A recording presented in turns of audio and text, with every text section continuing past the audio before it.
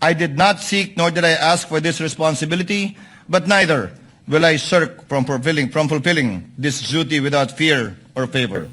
Unang-una, huwag niyong kalimutan na may kapalit yung pagiging makahudas ni Cheese Escudero nung siya'y tumalon sa mayorya. Ang kapalit niyan ay pagiging presiding officer dito sa impeachment. So talagang hindi po pwede na hindi tuparin yung kasunduan nila.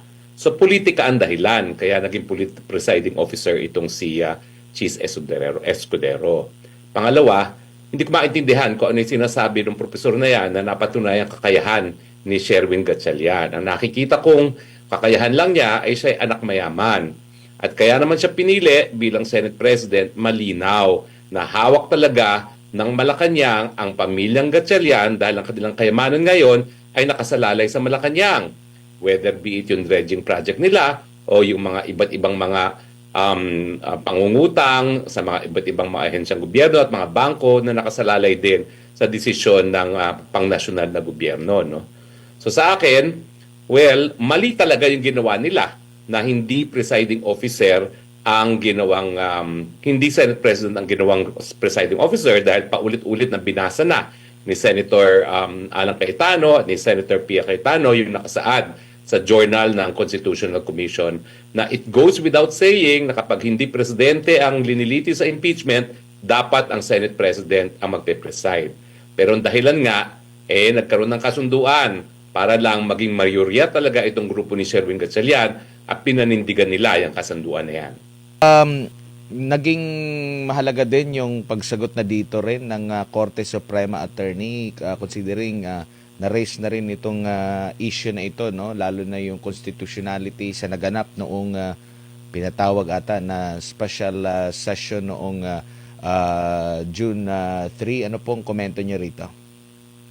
Well, isa pa yan, no? Alam mo, bagamat political ang impeachment, hindi siya puro political. Halong political at legal. Isa ako dun sa abogado na dumulog sa Korte Suprema para pawalang bisa yung impeachment laban kay dating Chief Justice Hilarion Davide at doon sa kauna-unahang pagkakataon sinabi ng hukuman na sa ilalim ng 1987 Constitution, bagamat ang Senate ang sole judge ng impeachment trials, lahat ng gawain ng Senate as impeachment trial ay dapat sang-ayon pa rin sa saligang batas. At kapag lumabag ang Senado as an impeachment court, pwede pa rin mabaliwalayan ng ating Korte Suprema. So sa tingin ko, yung kanilang pag-aminda ng kanilang rules na nagtatalaga ng isang special presiding officer bukod pa sa Senate President para maging presiding officer dahil wala ngang quorum nung inaprubahan niya ng Senado, ay wala rin bisa.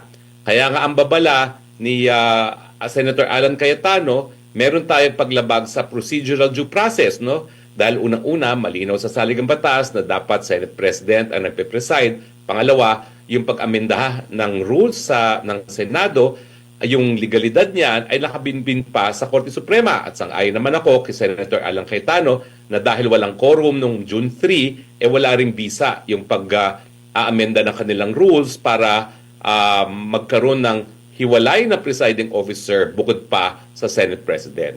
Ang aking paninindigan, dapat ang hinalal nila noong June 13 bilang isang Senate President ay yung isang tao na may kakayahan para maging presiding officer at hindi lang isang tao na ang kanyang claim to glory anak mayaman siya. Sa araw na ito, muling gagampanan ng Senado ang isa sa mga pinakasagradong tungkuling iniatas ng saligang batas.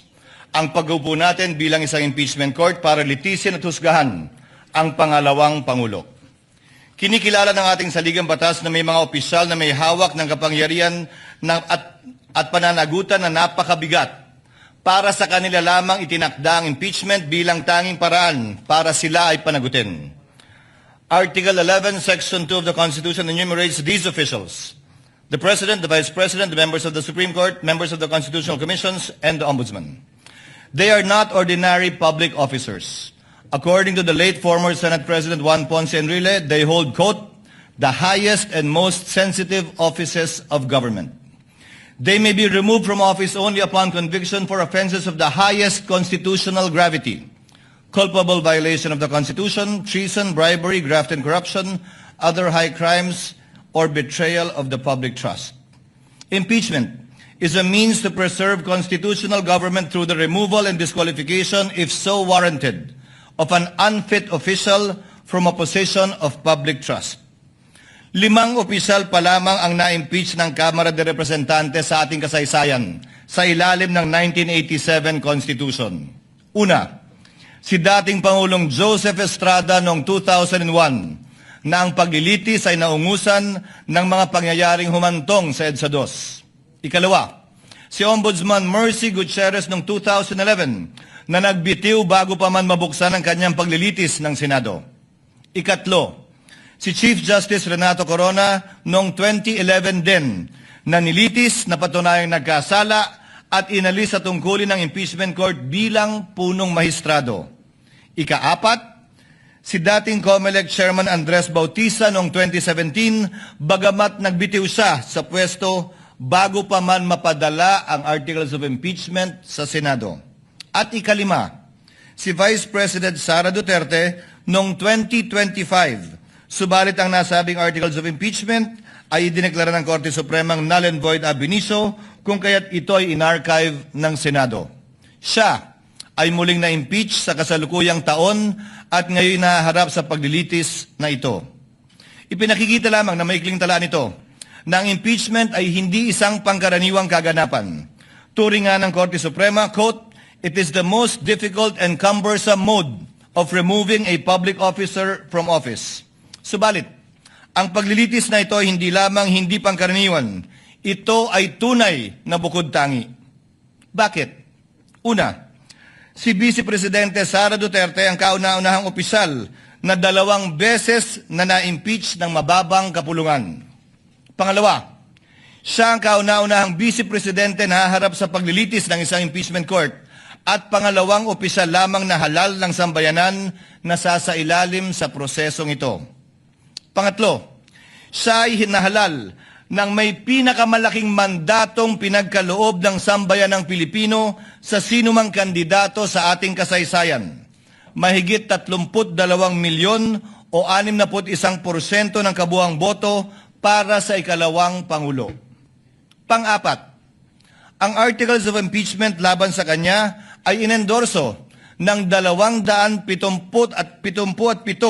na miyembro na kumakatawan sa ating mga mamamayan mula sa iba't ibang distrito at sektor at ng ating bansa, na katumbas ay mahigit 80% ng kabuuan ng Kamara de Representantes. Terminating an elected mandate before the end of its term is among the most drastic acts our constitutional democracy can undertake. This is why the trial must be guided with prudence, tempered by caution, and marked with unquestionable impartiality. We must avoid even the appearance of impropriety and observe the cold neutrality of an impartial judge at all times. May I therefore caution my fellow senator judges, the prosecutors, the respondent and their respective counsels and witnesses to refrain from making any comments and disclosures to the public pertaining to the merits of this trial as mandated by the impeachment rules itself.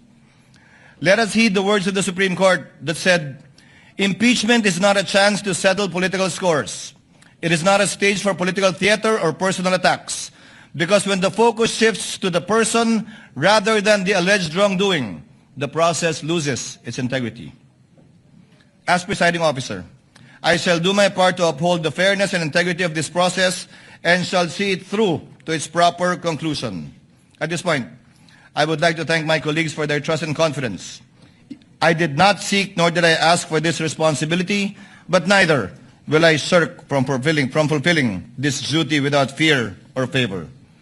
This now brings me to the threshold questions that will guide the conduct of this trial and the rulings of the chair. First, what is the number of votes needed to convict the respondent? Second, what is the quantum of proof required to sustain a judgment of conviction or acquittal in these proceedings?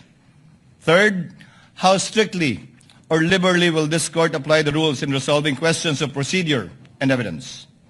On the first issue, the Constitution provides that no person shall be convicted without the concurrence of 2/3 of all the members of the Senate. with 24 members of the Senate.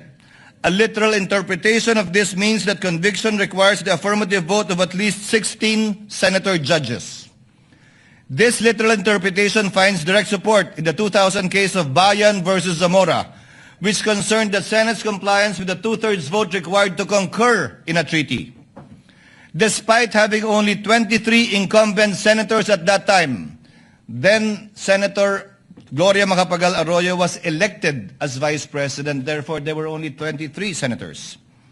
The court held the charter provides that the Senate shall be composed of 24 senators. Without a tinge of doubt, two-thirds of the figure, or not less than 16 members, is an unquestionable compliance with the requisite number of votes mentioned in Section 21 of Article 7. It behooves, therefore, all of us to observe the same fidelity with the Constitution in this trial, which affects not only the mere ratification of a treaty, but more so affects the substantial rights of the respondent, as well as the sovereign will of the people as expressed in the overwhelming mandate given to her. This is the prevailing law today. Whether we agree with it or not, we must abide by it. However, those who disagree are not without recourse, because this is without prejudice to the right of any party who holds a different view to seek judicial relief.